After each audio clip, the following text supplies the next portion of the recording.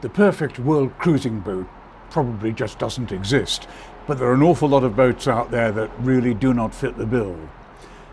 Most modern, lightly built, fast, elegantly designed boats constructed by the leading world boat builders will simply not be durable enough for long-term living aboard and weeks at sea. Perfect for weekends and summer holidays and local sailing, but not really up to the rough and tumble of world cruising. If you think about it, brand new charter boats are nearly always replaced after just 5 years, simply because of the wear and tear on them. Blue water cruising requires a boat that you're going to live in for most of the year and have no home base. Go alongside unlikely places to take on fuel and water. No safe, secure moorings, rather just travel from place to place, dropping the anchor, but not putting down roots. There are some pretty basic choices like hull material: steel, aluminium, concrete, wood, fiberglass. In the fiberglass section there are heavy-duty fiberglass boats and light layup fiberglass boats. And then perhaps there's a choice between monohull and catamaran. And I suppose most importantly, what is the boat going to cost to buy and then maintain? There is a huge premium on brand new boats, whereas second-hand boats come with all the basic equipment and far lower price. These days it's almost guaranteed that you will lose money when you come to sell your beautifully equipped and maintained boat. I've owned 8 cruising boats in my sailing times, ranging from 22 foot to 43 foot, and travelled to foreign countries in all of them. 100 years ago, when I was intending to sail at least to Australia and then maybe back to the UK or Med, I wanted a steel boat.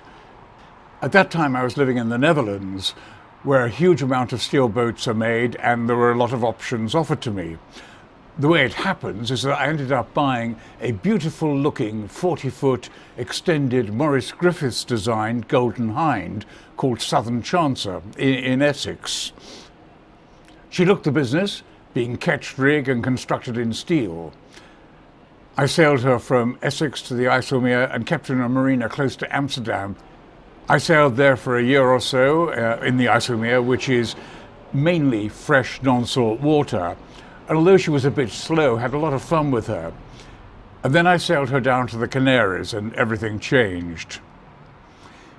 As with all steel boats, chipping the rust and repainting it every time you take a saltwater wave over the bows is, to say the least, tedious. Worse than that, steel boats are so heavy that you need half a gale to get them going, and then you end up having to shorten sail. By the time I got to Lanzarote in the Canary Islands, I calculated that my average speed from the UK had been just less than 3.5 knots, with frequent running of the engine. I ran the engine almost the entire way across Biscay. So I abandoned the project and got her back to the UK via the French canals and sold her in South Dock Marina in London. Personally, I would never want to own another steel boat. During my circumnavigation I encountered several aluminium cruising boats, all of which seemed to be fine, except for the problem they had in getting spares and paints and so on that were compatible with aluminium and would not cause galvanic corrosion. Aluminium boats often require less maintenance, since you don't have to keep waxing that gel coat, but you do need to keep a constant eye on corrosion, and they're not a particularly cheap option. Friends of mine in the UK purchased a big ferro cement schooner, and they sailed that back to New Zealand, to their home. It's difficult to judge these boats, as certainly they don't rust, but they do rot and are generally pretty heavy and pretty slow. The majority were constructed by amateur enthusiasts who would basically make a light steel frame, then cover it in chicken wire and then apply ferro cement. The ferro cement is embedded in the steel frame and wire, and it is the wire and frame that rusts away unseen inside the cement. Whilst it's a plus that if you crush a ferro boat, you just fill the area in with more cement, you have the constant worry that the cement is deteriorating. My friends got their boat to the South Pacific okay, despite having to work on areas that were rotting and required cutting out and re-cementing. Joshua Slocum sailed around the world in his wooden boat that he built himself, and lots more modern wooden boats are out there doing that as well. If you have the carpentry and painting skills, they're an excellent choice. The bottom will need protecting with copper sheeting to stop weevils boring into the underwater parts, and the rest of the boat will constantly need paint to protect the wood from the sun. But if you have near professional carpentry skills, enjoy painting and varnish work, then a wooden boat could work for you. Finally, the preferred choice is probably GRP, fiberglass. Long lifespan and easy to repair with very little maintenance required. You're also going to be out in all sorts of weather, trying to sleep or just simply stay in the cockpit. So you want a pretty stable platform that doesn't bounce around too much and can take a bit of weather. One thought is that if a boat has got two wheels, then it's probably not the boat for long, long voyages. If it cannot sail upright for a single helm, then the living space during days or weeks of a long passage is going to be impossible at an angle. I was coming around the southern headland of Dominica last year in my lightweight Beneteau 323, with gusts to 50+ knots and a pretty lively sea. Despite being reefed down to almost nothing, golden haze was being flung all over the place, and just hanging on, maintaining my hold in the boat was challenging. In most of my previous heavy boats, like my Moody 36 or the Westerly Ocean, there was far, far less problem. Another reason that the boat needs to be fairly heavy is that it wants to be able to carry the weight of a windself steering gear, davits, possibly a rib-tight dinghy rather than inflatable, and probably an arch with solar panels, which brings up the question of size.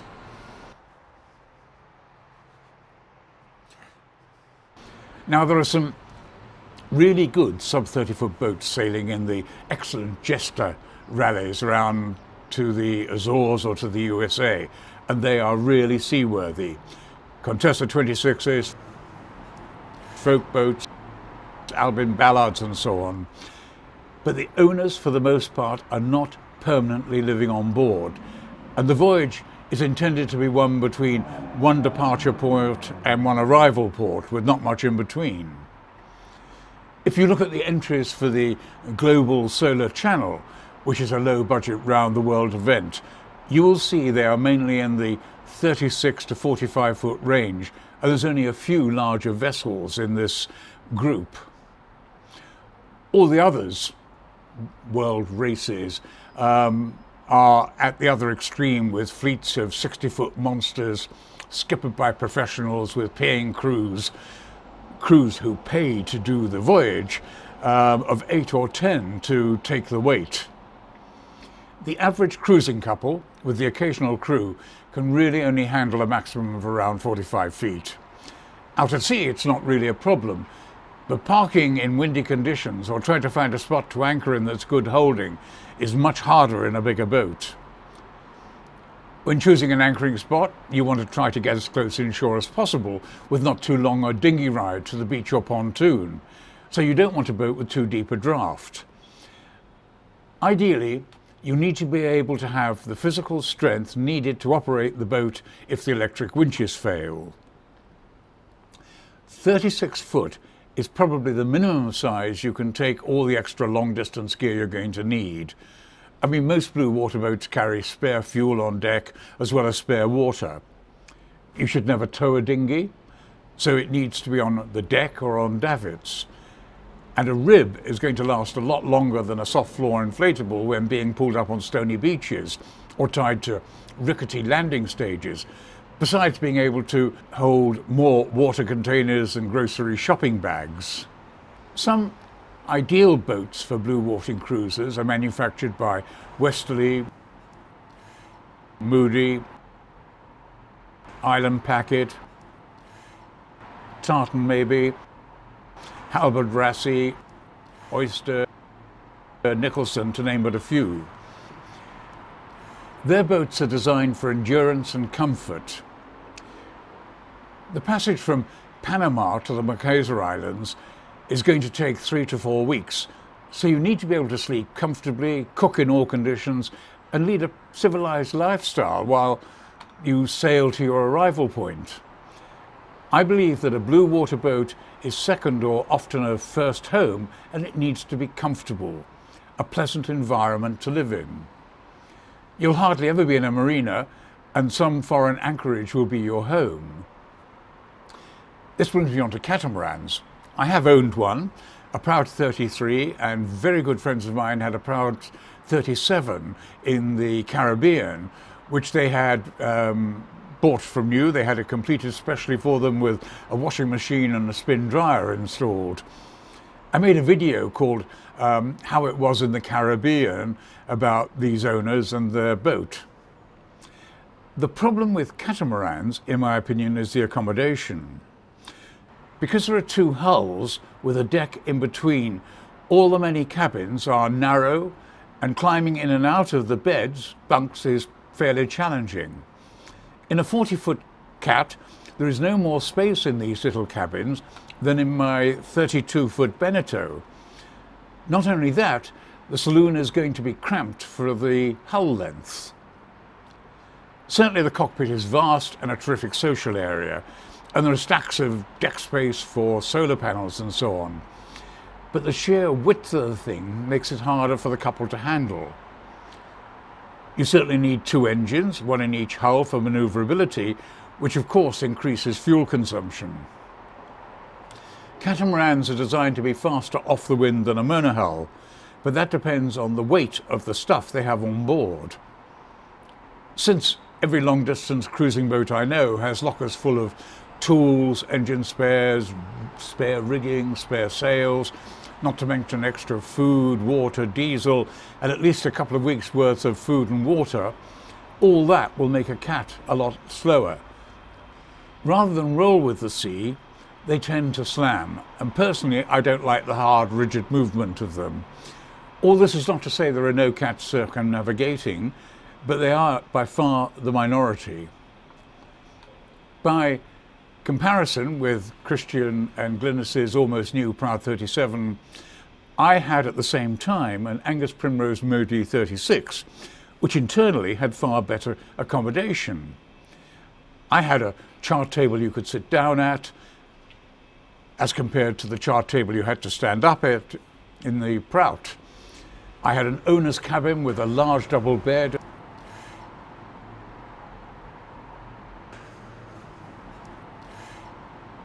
and an ensuite bathroom with showers and heads.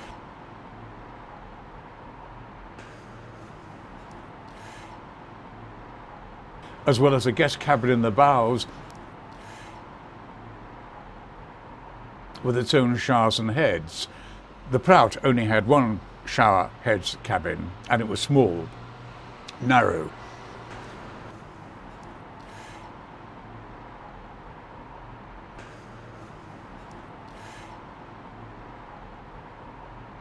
The hull was adequate in my Moody 36 for sleeping in the saloon whilst on passage with the aid of lee cloths, and pretty comfortable.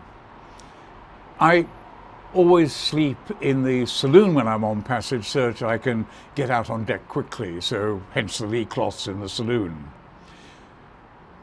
My Moody 36 was a great party boat with a very secure cockpit, and I would sail her around the world again tomorrow. Same boat, if I could buy her again. You could probably today buy a nice old Moody 36 in good condition for around £40,000, or say 50,000 US dollars.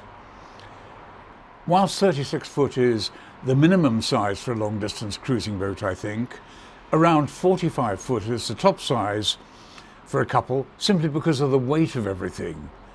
The rigging, the sheets, the halyards, everything else. I owned a Westerly Ocean 43, which I consider to be the best boat I've ever had. I would set off around the world in her tomorrow, or even move back on board and live permanently in her at the drop of an anchor.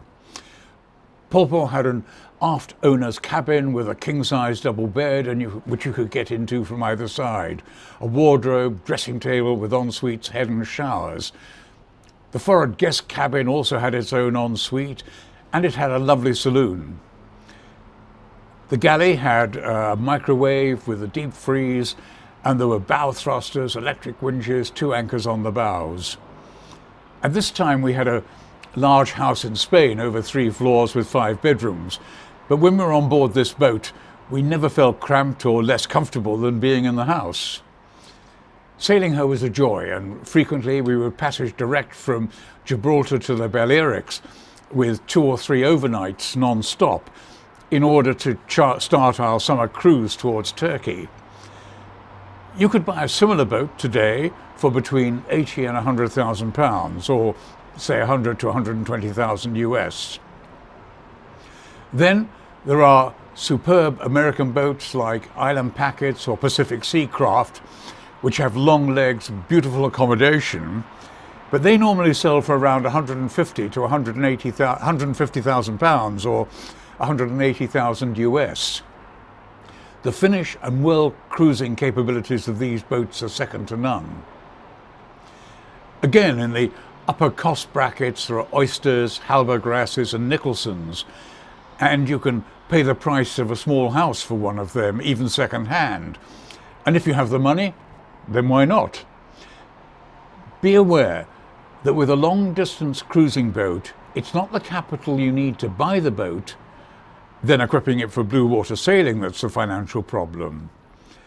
It's the boat's maintenance and your living costs that are the major problem.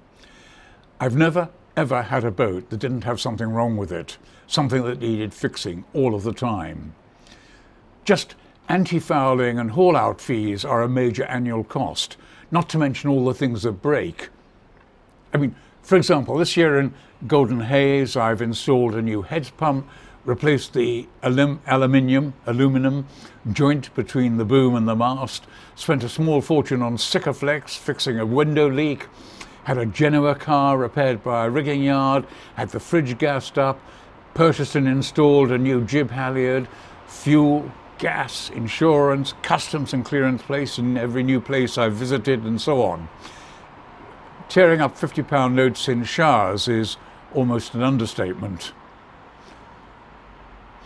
On top of the inevitable repairs and renewals, there are just the basic living costs. Food and drink is frequently more costly on board because you have to shop locally. You can work all this out for yourself, and somehow you have to finance your own personal lifestyle. And maybe that's why the majority of folks living the dream in boats have got grey hair. The only jobs available in most countries are for marine engineers and for waitresses. We're used to full-time employment in the UK, but for the rest of the world there is no shortage of cheap local labour available, and at far below living wage. So unless you're a qualified marine engineer, and there's a demand for those almost everywhere in the world, or a pretty waitress, you're not going to be able to pick up the occasional job. The end of a working career which results in more than a basic government pension is what finances the majority of circumnavigation and blue water sailors. If you've saved up enough money to buy and equip a sturdy boat, you can rent out your home, which combined with a pension, you're going to have the adventure of a lifetime. You can be sailing to faraway places with strange sounding names without too many financial worries. And you can keep on doing it until you get bored, or simply get too old to sail the boat, at which point you sell the boat and return home, or park it in a marina in a sunny place and live out the rest of your days in your blue water sailing boat somewhere lovely in a comfortable marina. I confess, however, living full-time in a boat year in and year out is not for me. I need to get off the boat every so often, which is why I'm here, and I need to do other things every so often. But then I do have a very low boredom threshold. Of course, you can start a YouTube channel like this, but let me assure you, out of all the thousands and thousands of sailing channels out there, there are maybe only half a dozen that really make any money out of it. Same chance as winning the national lottery. And your channel needs more than TNA to succeed financially. But what making little videos does do is it gives you another interest. It gives you something to do whilst you're sitting in the sun in your boat. Even when I was traveling around the world, I had a video camera, and I was out there every time I landed somewhere exciting, making little films. Otherwise, I actually think I might have got bored. Anyway, I'm heading back to the boat in a week or two, and I can't wait to be back on board. And I'll be sailing off to some foreign island. Fair winds. My library of digital sailing books is at gentlesailing.com, so you can buy them as instant downloads. There's a link to a printer who can convert them to hard copy if that's what you prefer. I've just totally updated and republished French Canal Routes to the Mediterranean, which is now in its 12th edition and is fully up to date with new information, charts and pictures. Recently I published Your Boat in the Sun, which proved an instant popular success. It's about where to keep your boat in the Mediterranean or the Caribbean and the costs and the logistics involved. I sold 50 copies on the very first day. The Atlantic Crossing Guide has become a bestseller, and it outsells most of the others, probably because it's arguably one of the most comprehensive guides to sailing to the Caribbean that's available. The Gentle Sailing Route to the Mediterranean is one of the most popular publications that I have. It describes how to coast hop all the way to Gibraltar without having to spend a night at sea.